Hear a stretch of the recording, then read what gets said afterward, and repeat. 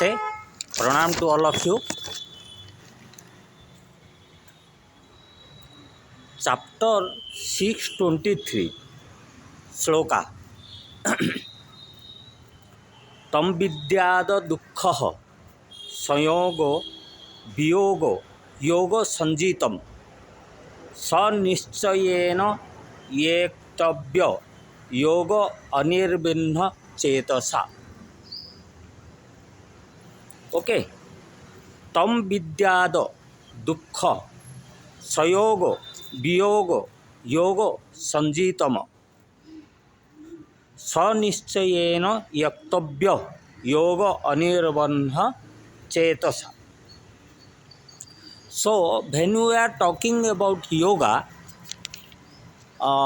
we should have the ability to sacrifice our material attachment to some extent. You see, when you are doing a family, you want sustenance. Definitely, we want something for surviving ourselves. But excessive attachment with material world may not be much helpful, and in yoga it has been clearly mentioned that in this sloka, chapter 623, that this is a kind of sacrifice. Tam vidyada dukkha sayogo viyogo yoga sanjitam sanischayena yaktavya yoga anirbanna chetas. Right? So, due to the difficulty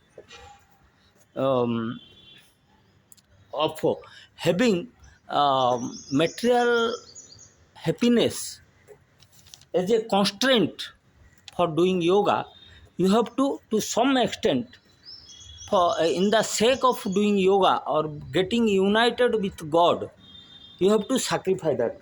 Because what happens, when you are talking about getting attached with God, whole of your mind and good effort of yours have to be given for doing yoga, for getting connected with God.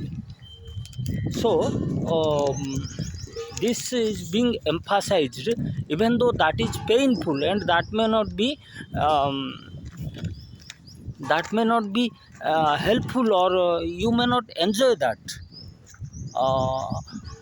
It not be pleasant one. That means you may not be happy that material things you have sacrificed. So that God is trying to emphasize that point. That not necessarily this is a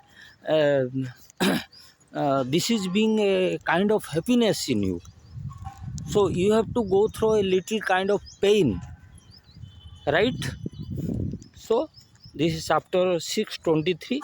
Tam vidyada dukkha sayogo viyogo yoga sanjitam sa nischayena yaktavya yoga anirbanna chetasa.